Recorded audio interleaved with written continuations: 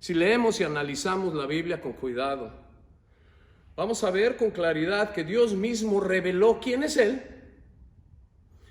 quiénes somos nosotros,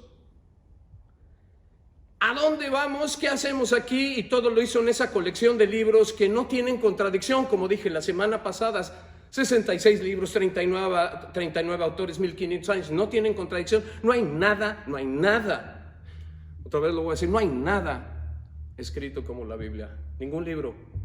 Todos los demás son libros individuales. Y no me voy a meter a nombrar ninguno de ellos porque no viene al caso aquí.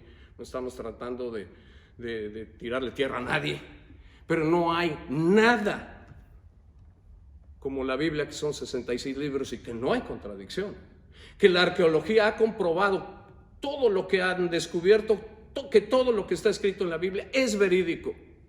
Que Israel, que es a donde Dios empezó la aventura de que el Mesías iba a venir, sigue existiendo cuando desapareció casi 2000 años. En el año 70, recuerdan, y hasta 1948 se volvió a integrar Israel como un país. O sea, eso habla de Dios que está protegiendo a su pueblo de donde venía el Mesías, porque ahí va a regresar. Y que las profecías del Mesías se escribieron cientos de años antes de que Él llegara, y los papiros del Mar Muerto son evidencia de eso. Y no hay nada como la Biblia. Y entonces, si la leemos con cuidado y la analizamos, vamos a descubrir cosas que nunca antes habíamos descubierto. El problema, creo yo, es que mucha gente, y nosotros principalmente, no hemos hecho un buen trabajo explicando quién es Dios. Porque o no hemos hecho un análisis cuidadoso, y lo digo sin ofender a nadie, de lo que todos los libros de la Biblia hablan acerca de Él, de todos los libros, no solo 1 y 2, porque hay gente que han leído, inclusive hasta memorizado 1 o 2 libros, y ya llegaron a la conclusión de que Dios es así. Por lo que dicen esos 2 libros, es toda la Biblia. La Biblia habla de todos los atributos de Dios, los diferentes libros, y así es como uno va entendiendo mejor quién es Él. Porque todos los libros se complementan en hablar un poquito más de Dios, como vamos a ver en unos segundos. Y entonces, o no hemos hecho un buen análisis, o nos hemos aferrado a la versión de Dios con la que crecimos. ¿Se acuerdan que hablamos de la semana pasada de eso? Crecimos con una versión de Dios que alguien nos enseñó, o que nosotros aprendimos. O hemos decidido que esa versión de Dios es la que nos conviene creer, por X y Z razón, y ahí nos hemos estacionado. Y entonces, o la iglesia, la gente de Dios no ha explicado bien, o nosotros nos hemos ido donde nos ha convenido irnos, y quizás no hemos entendido bien quién es este Dios. Y si recuerdan, la semana pasada hablamos de 6 diferentes versiones de Dios en el cristianismo. Imagínense nada más, si existen más de 6 diferentes versiones de Dios, ¿qué nos dice eso? Pues que no todas pueden ser verdaderas, ¿verdad? Y que quizás ninguna de ellas lo sea. Puede que sí, puede que una, ¿verdad? No sabemos, quizás la que ustedes escojan. Pero no se trata de que nosotros escojamos una versión que nos acomode, se trata de saber cuál es la verdad.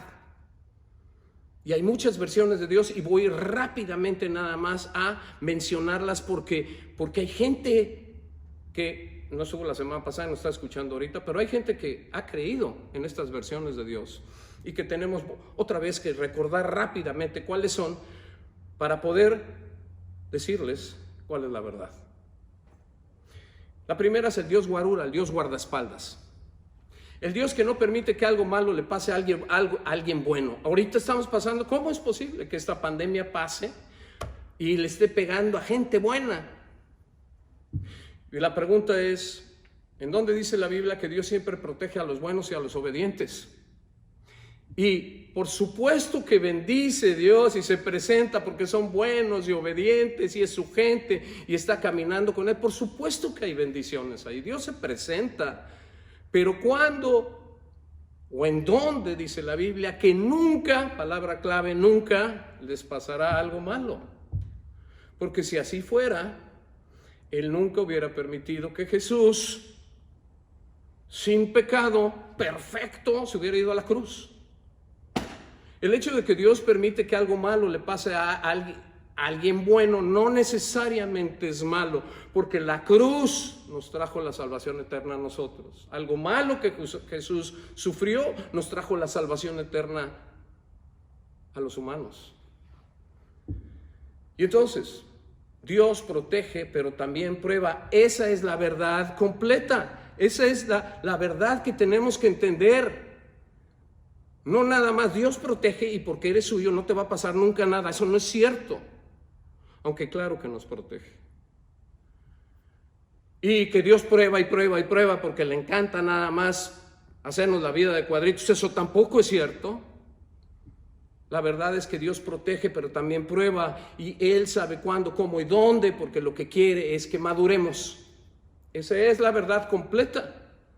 Y entonces, si tienen la versión del Dios Guarura, que nada más protege, pues es una versión incompleta de Dios. La segunda es el Dios de la botella, el genio, ¿no? Hay que frotarla, que con pedirle un deseo, Él lo concede. Y pues chequemos esto, Dios sí bendice con su protección y con su provisión y con muchas otras cosas más, pero el Dios que le podemos demandar porque estamos frotando una botellita, o lo podemos manipular diciéndole, Dios, porque soy tuyo, esto es lo que yo quiero, no existe. ¿Cuál es la verdad absoluta? Que claro que Dios provee y claro que Dios protege y claro que Dios nos consiente muchas veces con lo que necesitamos y con lo que queremos. Pero Él no es el genio de la botella que podemos manipular a como nosotros queramos hacerlo. El tercero, el Dios del sentimiento. Si recuerdan que hablamos, el tener que sentir a Dios en todo momento. Hay que sentir a Dios. Y eso resulta ser una falsa expectativa creada por un grupo de personas para hacer creer a los demás que son especiales porque Dios está presente. Miren cómo lo sentimos aquí. Somos bien especiales. El Dios del sentimiento no existe, porque Dios está presente aunque no lo sintamos. Qué bueno que podamos sentir a Dios, y al ratito nos metemos un poquito en que si convivimos con Él, claro que lo vamos a sentir más, pero el que no lo sintamos no quiere decir que no esté presente. Y entonces hay que ver la verdad completa. O el Dios criticón. ¿Y por qué hay personas que creen en un Dios así? Pues porque nadie les explicó bien. Yo soy uno de ellos que no entendí bien que las reglas primordialmente son para protegernos y para proteger a otros. ¿Saben cuántos se han separado de Dios? Porque no han entendido ni la paciencia, ni la gracia, ni la misericordia, ni el amor que Él nos tiene. Muchísimos. Yo fui uno de ellos que dije, no, espérame. O sea, aquí son puras reglas. No me di cuenta que era para protegerme y para proteger a otros de mí. El Dios criticón no existe. El Dios justo sí. Dios disciplina con amor, pero no castiga con ira. Es como un papá que claro que nos va a llamar la atención y nos va a decir por aquí, por acá. Y si no, nos puede corregir, claro, pero como un papá, no como un juez que nomás está esperando darnos un martillazo. Fíjense nada más cómo estas versiones han partido a la mitad a mucha gente. El Dios controlador, el Dios que dice, crean en mí porque soy Dios. Y los que crecieron con ese concepto de Dios fueron engañados por un grupo de personas que lo que querían era controlarlos y manipularlos, aprovechándose de su ignorancia, y en el nombre de Dios hablaron, creen en Dios porque Él dijo que hay que creer en Él. Claro que dijo que hay que creer en Él, pero nunca nos forzó. Por eso hay cultos. ¿Por qué creen que hay muchos cultos? Porque no se han hecho preguntas y nada más han caído en lo que otros les han dicho que caigan. El Dios controlador no existe. Por eso tenemos libre albedrío, el regalo más grande que Dios nos ha dado. El libre albedrío, Él revela quién es y nosotros decidimos si es cierto o no. Fíjense nada más, qué verdad tan increíble. Él revela quién es porque ya lo reveló en la Biblia. Nosotros decidimos si es cierto o no. No deberíamos de dejar que nadie decida eso por nosotros. Tenemos que ver la evidencia. Pero no nos hemos tomado el tiempo en ver ninguna evidencia. A veces le hemos creído a personas nada más porque nos caen bien y porque hablan bonito o por lo que ustedes quieran. Y por último, el Dios resolvedor, que le adjudicaban a él todo lo inexplicable para hacerlo presente. Eso es un milagro de Dios. Cuando después nos dimos cuenta, no, pues eso fue algo que hoy en día ya tiene explicación. Le quisimos adjudicar milagros para hacerlo presente, pero eso fue una mentira. Y entonces creímos en un Dios que se hizo presente porque los demás inventaron milagritos. Claro que Dios hace milagros, pero no hace tantos como la gente cree que hace en todo momento y en todo lugar, ¿no?